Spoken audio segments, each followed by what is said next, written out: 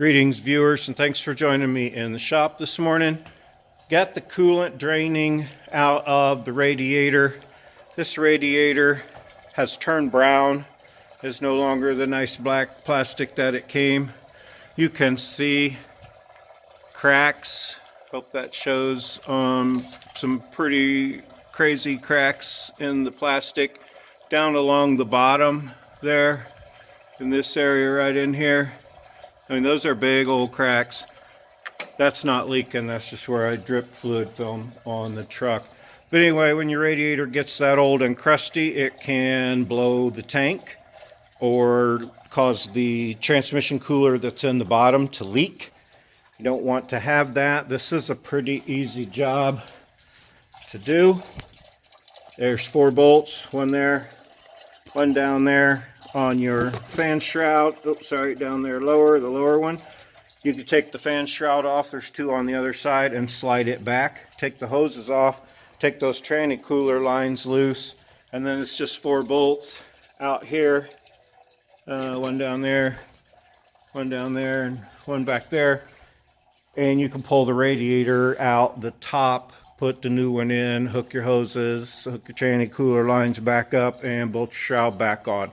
It's a pretty easy job, but that is looking bad. So hang on, I'm gonna get started on this and see if I run into anything weird. Otherwise, I'll just do this and move on to something else here.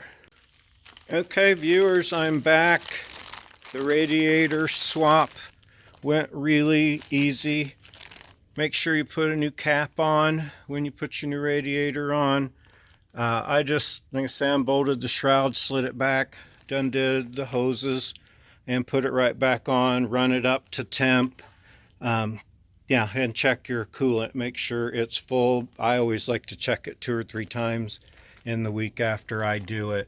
Don't forget, because you drained some ATF out when you did the radiator swap, because there's your cooler in the radiator and an external cooler on these, which is nice. But anyway, you have your vehicle running and warm to operating temperature. Drive around the block a couple times, get your transmission hot and up to operating temperature. Leave it running on a level surface. Check your fluid. I needed to add almost a pint. Make sure you add the correct kind. This is a 2000. It still takes the Dexron type 2 or 3. The newer ones, like that truck and all my newer trucks, took the T4 Toyota 4, I guess, transmission fluid. This one takes the Dexron. Same thing here with the radiator. This is a 2000, so it has to have the sodium benzenate in it. Newer, like the Toyota Long Life, which this is not. This is for Toyotas, Asian vehicles. But make sure it doesn't say Toyota Long Life anywhere, and make sure it has the sodium benzenate, because until they switch to Toyota Long Life, I think maybe that one had that, I can't remember, but I'm pretty, yes it did. It did have the Toyota Long Life. And that's an 04, but don't take my word for it. Check first and see what your vehicle takes. But anyway, got that done. Talked about my LED headlight. I could get my headlights to work on dim and bright, but I couldn't get the fog lights to work with it. Asked if anybody knew. I had a viewer respond, said get you one of these. I ordered this H4-RL650-1. There it tells you what it is. superbrightsled.com is where I got it from. That's what it is.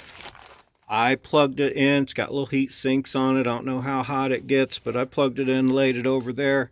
Now he told me you only need one on the right hand side to get your fog lights to work. If I put both of them in, then my dash light indicator that tells me I have my headlights on will work, which I don't really care about that one because I know. But now with that installed on the right side, not only do my fog lights work, my headlights work properly, my bright light indicator also works now. which I don't have that on my 3rd gen. It's over there. And so I'm going to put this other one on the other side, on the right side on it, so that, don't drop it, so I can tell when my brights are on in that truck as well. So changing the radiator, feel lots better about that now. Got that old dried up cracked one out of there. Make sure you use the proper stuff. Don't forget to check it the correct way. Like I said, check your coolant a couple of times. Otherwise, thanks for joining me for just a few minutes today. Make sure you check your radiator and see that it isn't going to leave you stranded somewhere. Super impressed now. Thank you, viewer, that my headlights and fog lights work properly like they're supposed to.